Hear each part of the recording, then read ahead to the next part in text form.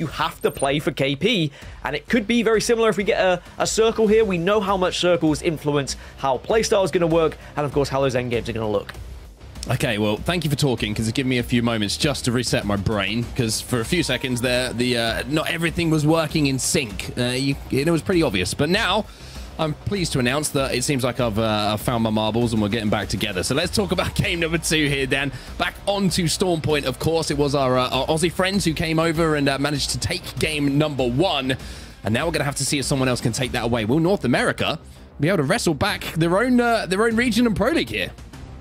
And it is quite funny that I said they traveled further to play in North America than they did in-game. But it's true. I mean, from Thunderwatch to Cascade Falls-ish, it's not that far. I think last week we saw the furthest anyone traveled to win a game was 2 POIs away from each other. That was TSM, went from the wall to kind of mid-map to win one of the games last week. So we're still seeing a similar pattern in that you drop close-ish in circles, yada, yada, yada. I'm going to keep harping on about it because it is emerging more so than it did in Champs last season. But it's whether anyone can disrupt that pattern. Can we see someone truly have a game of all games where they just run through the entire lobby and then still get a victory with hundreds of KP? Of course, I am over-exaggerating, but it is possible. We do have teams that are capable of playing that way. Well, Dark Zero is such a fascinating team. You know, the fact that they essentially are just absolute superstars in their own region, and a lot of the time we see it, right, in competitive esports, and I mean this with all due respect to the Apex South region, where some of the teams who dominate over in the, you would say, smaller regions comparatively to the likes of EMEA and, of course, North America, struggle on that main stage. But Dark Zero are an outlier, I think, in all of esports. The fact that they dominated the LAN environment, they won 2 back-to-back LANs, which is absolutely insane, and then they move over to North America and don't miss a beat down. It's fascinating to me to see how talented these 3 are. And a very quick story. I remember walking into 2 of them in the lobby of the ALGS Championships, and let me tell you, after day 1, they were not happy. They did not sound like a team that was going to go on to win the whole thing. So it just shows that maybe a little mental reset is something that they're not too afraid of themselves. Well, one word we always talk about is consistency. And having that kind of consistency in any battle royale across LAN events and then transitioning to another region in online events is crazy. And as you say, I think it will go down in history when we look back at Apex Legends and what teams have been able to achieve if they do find this same success in North America. We've seen players do it in different regions maybe, but an entire team moving across, it really is going to change the way that people look at the region in general and also what Dark Zero can achieve. Dan. Go on. We have a Revenant in the lobby. Lou is playing Revenant, everybody. Sentinels are getting spicy here. I wonder if this is a tech pick, a little bit of an influence coming in from him, maybe?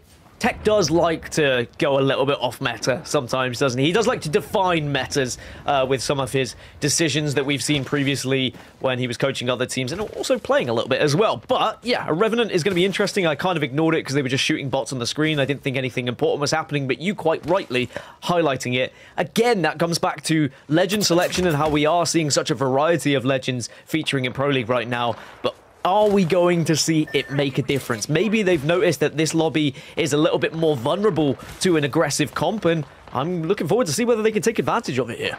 Yeah, I feel sorry for the first team that runs into Sentinels as they're running towards them in Revenant form and causing all sorts of carnage. For Optic Gaming, they would like a little bit more of a quiet game. However, when they see a spot they want to take, they're not afraid to put their best foot forward and put that aggressive stance forward. Team Liquid are going to be the team that are inside this building at the moment, trying to hold off Optic. So a lot of fighting going down already at the start of this game. 2 teams who love the God Spar. At the moment, they're going to have to fight for it. Yeah, Liquid backing off ever so slightly once the nades came towards them. Very intelligent play just to avoid any easy damage, but it is going to be kind of wall-to-wall action here, or should I say door-to-door action as it gets burst down. The castle wall will go in its place, and instead of a door, you've got an angle that you can actually take now if you want. Castle wall put down. A little bit of a gap there. I was worried there might be a straight couple of bullets just flying through and tickling Fun in a way that he didn't want to be. But for now, Optic look like they're on the back foot here. Skillcakes is having to retreat. He's down to about 5 HP. Noct is also extremely weak. Manages to get that battery off. But you can see this building is a kind of building where it's difficult to coexist due to the fact that there are so many different angles. There's so many different doorways. And you're going to see Team Liquid now, who look like they were in the ascendancy, all of a sudden have to rethink this fight. It's 2v2 on the map. There's another player down. As Sykes now moves in, the new addition to this lineup, doing the damage required. This fight's going on a long time, though, and other teams are definitely going to be hearing all of this noise noise. You need to wrap this up pronto if you are either side. The res now potentially coming through, and we will see Team Liquid. And unfortunately, the Revenant team has arrived, and they want to get involved. They heard the noise, and as all Revenant teams do, they get the third party. I was going to say, Apex Legends, as we all know, it is a horror game in disguise sometimes, and when you see 3 Revenant shadows falling from the sky, it becomes even more scary. And now Complexity decide they want to get involved. Optic Gaming out first in this lobby.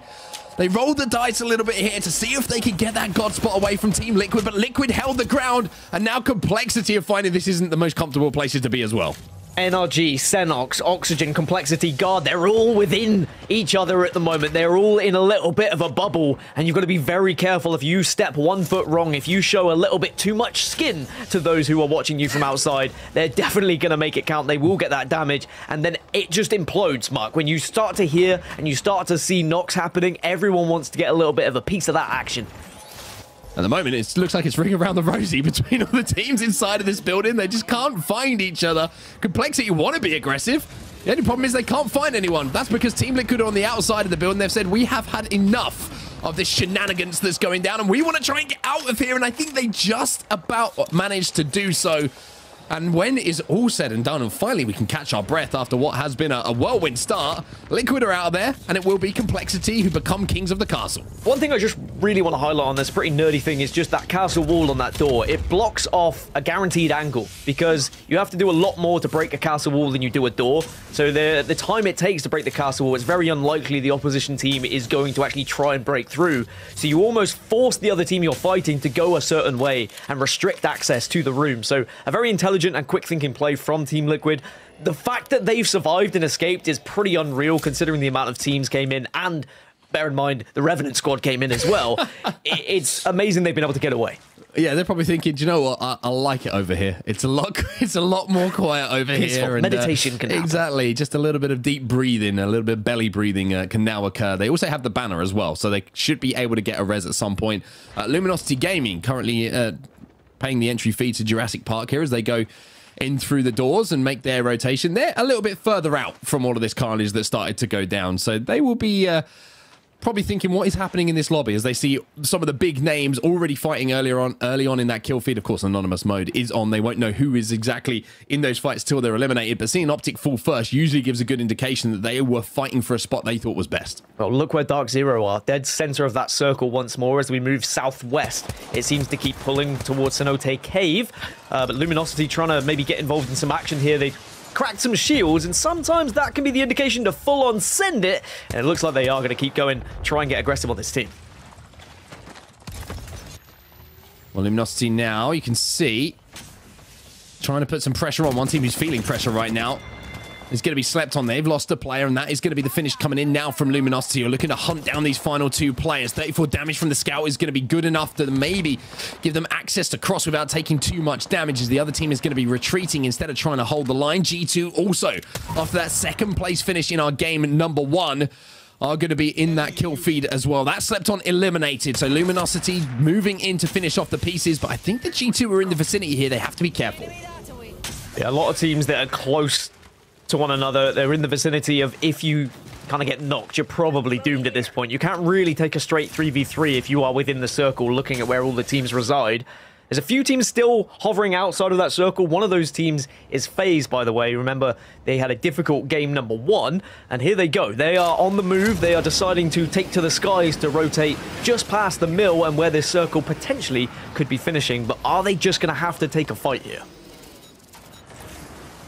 FaZe going to land, and they're going to be safe for now, but there is a team, I think, inside of this building. So FaZe, even though they're safe, they're still outside of zone, and also they've got a Seer ultimate down as well, which is going to give their position away, or maybe they're looking to try and find the position of Rack Attack. Is it a FaZe ultimate? I'm pretty sure it is, so that's going to give them the information that they need. Bowser is also going to be in a position here on the roof to maybe rain down a little bit of fire with that G7 scout, but for now both teams trying to wait out this ultimate, making sure that they don't give any information to the other. Also a direct mirror match when it comes to composition as well, so you know exactly what the other team is capable of once you do see which legends you're going to be going up against, but maybe they don't necessarily realize it yet because they haven't actually seen each other, even though they are in the same vicinity and they notice one another and they saw the footsteps on the Seer monitor. It's actually whether you're going to be able to do anything here. But as Rack Attack notice someone else has joined them in their vicinity, we'll see how the listening is and how the communication goes and what their plan is next. We can go down to like...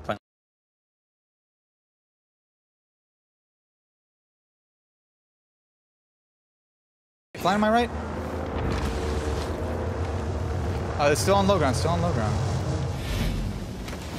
There's heat zone, heat zone. They probably think that we're gonna live on heat zone. I'm gonna break that door. Yeah, I had force ranges. What happened? Kraber, Yeah, Kraber on the top of the rock. On the rock. Yeah. Right. I got hit. I'm gonna die. I'm dead. Rather than immediately. Hey, how about no more jumping today? We need to go down to the building when you're ready. Yeah. Like, healthy. I'm gonna ult them so we can make the cross. Are they still here? Once you hit that range. Yeah. No, they're not. They're all south. They're south, like over here somewhere. The Kraber team's there. That Kraber team actually kills us. I think we have to full heal on top. Oh, I ult them and we go down left. I Down. think, but the building's not in is the problem. I guess it kind of is.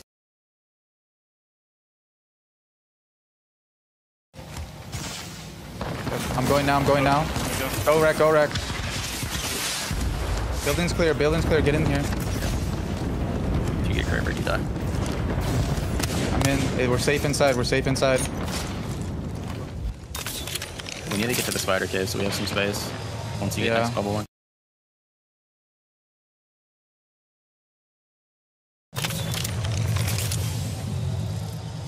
We're jumping back into the game here, Danny. You see that Rack Attack managed to hold off the push that came in from FaZe. They ate a bit of zone to see if they could wait and bait FaZe out. Bots will be eliminated in the meantime. We're down to 17. 17, but only about 8 I could see that are actually in the next circle. I mean, Sentinels should be in the perfect position because they pretty much dropped where this circle is going. Guard also were in a similar spot, and NRG. Those are the 3 teams I'm going to be looking out for to try and win this game. But what are the teams who are outside of that circle really going to do? Where can they pick up the points to try and push them up the leaderboards? Because the likelihood of them winning, of course, is decreased so much so by the fact that they are rotating so late and how heavy it has been on early rotations in this season.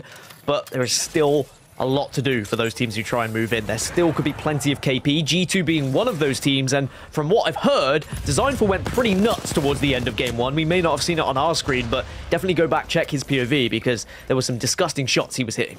Well, now he's going to have to hit some more. You can see the Bloodhound ultimate was popped as well, so it means they're going to get aggressive. They're trying to push, and they have to, because they only have 15 seconds or so until that zone starts to close behind them, and that is really going to chunk away at that health. So G2 force to make the move. Their hand is forced, so to speak, and now they look like they've done enough damage to at least clear a path forward. But this isn't the end of the road for them. You can see with round 3 about to close, G2 need to keep moving forward here, and the difficulty for them is they've got multiple teams from multiple angles, so this is a tough mood, and they don't have Valkyrie either. Yeah, they're going to be running into a Dark Zero squad that's going to be holding them out as well. Like, if it couldn't get any worse, the team that previously won and the team that is currently on fire is going to be looking straight at you after you get past the team you can already see in front of them. So it is literally gladiators right now. You get past one beast, and unfortunately you have to face the wolf at the end. It is literally the gauntlet, so to speak, and G2 are finding that out right now. Designful will go down. Chaotic will get a trade at least to turn it into a 2v2. He should have another one here. He could get all 3. G2 survived. Team Smiley taken down, but can G2 get access to zone in time? Chaotic should be able to get this battery off. Can they get up to that high ground? Can they force their way into zone without getting any kind of line of sight? It looks like G2 somehow have managed to do so. Dark Zero around the corner, though. Oh there are Dark Zero, and Dark Zero maybe get caught unaware here. Didn't really notice G2 were going to be creeping up on them, and G2 might be able to take advantage of this, but they have to play it correctly because they are just a 2 right now. Well, it's big damage coming in, and Dark Zero, game 1 was great. Game 2, not so good. G2 get revenge. It was first and second from game number 1, matching up much earlier in the lobby this time.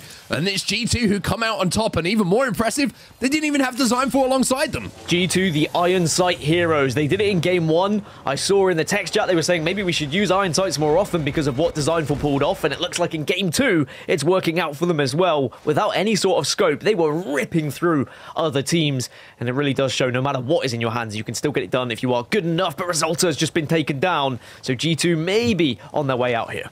I was going to say Iron Sights are great. Kraber better. Kraber better than everything. Kraber win. Unfortunately, G2 are finding that out right now. You can also see in the kill feed as well that Abralele has gone down from FaZe. It's Team Liquid who are still alive. Remember, take yourselves back to right at the start of this game where Team Liquid somehow almost survived the zombie apocalypse inside of that building to get out. And now Liquid are involved in this end zone. So what a comeback this has been, Dan. 15 squads remaining, and look at the position they have as well. And again, it just comes down to those smart decisions to avoid those fights, to stay alive long enough where they could make the decision. And also, they got helped out a little bit by other teams arriving, but they still were able to pull that magic trick and get out, as you say. Guard have just lost a couple of players. They were in one of the better positions. LG also losing people at the right now. There were so many fights happening around the map as FaZe seem to just be alive in a little bush, trying desperately just to creep into this circle. Down and Slurp left on their own. Albralele taken down, so no Gibraltar for them to play with. So moving across that open ground is going to be much more difficult. We'll snipe down using that passive, the heartbeat sensor, just to see if he can get any information on where teams are going to be. They do have the ability to Valkyrie redeploy if they need to. However, I'm interested to see if they try and climb up and get to the height of this rock, but with Oxygen up on top of it, it would be somewhat of a surprise to see them try and risk that. So I wouldn't be surprised here if we see FaZe just try and survive as long as possible, try and show as little presence as they can, because you know the Oxygen is going to be aware of where they are. Yeah, so important. You get as many placements as possible, as we saw in week 1, and of course earlier in the EMEA region as well. But circle is going to be closing. A lot to do for these teams who are still outside of it, and I can count about 6 are still outside out of the 13 right now. So carnage about to unfold on our screens as everyone approaches what seems to be very little playing area when you look at actually what is available in front of you. I mean, did you see the upgrade that Oxygen got there? Put the low bolt down. The black market provides them with a full gold G7 Scout, and that means that one player can drop the Scout for another. One's got a fully upgraded one, and they should be able to do a huge amount of damage. Speaking of which, here comes Sentinels, the team who are running Revenant, and they are involved in some big fights. Lou gets a big armor swap as well. Xenox is down, but they are still alive. Rack attack down, first attempt down, and it looks like Sentinels survive inside of this building. The totem will go down, death protection arrives, and Lou is doing everything he can to do as much damage to everybody in the vicinity. I mean, Lou is shredding damage in the moment, but surely it's all going to come to an end. It will. 10th place is where Sentinels finish. They were in one of the better positions, but it seems like a lot of teams want this building, wanting to take it off them, and they were almost forced to do so as well, because as I said, such little areas to play with in this next circle that as teams walked up, they inevitably would end up right under Sentinels' nose, and it was NRG who eventually win the fight of this building.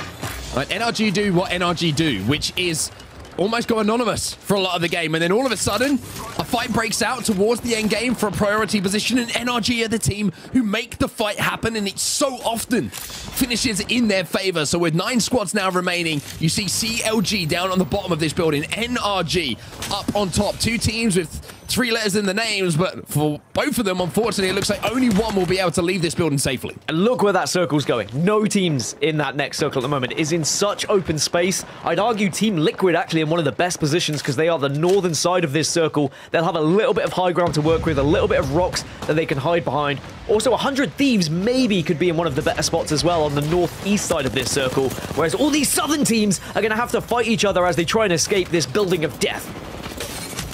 NRG getting flanked here. NRG down to just 1, and Sweet hasn't got pretty much anything to play with here. The zone closes in. The zone takes down NRG, but CLG fall as well. Space Station, one of our top 7 squads now, trying to make their way towards zone. Frex is down, and Frex is out, so they'll have to try and see this one out as a 2. And we have seen 100 Thieves make their way to center circle as all the other teams are just playing edge at the moment. Oxygen have lost 1.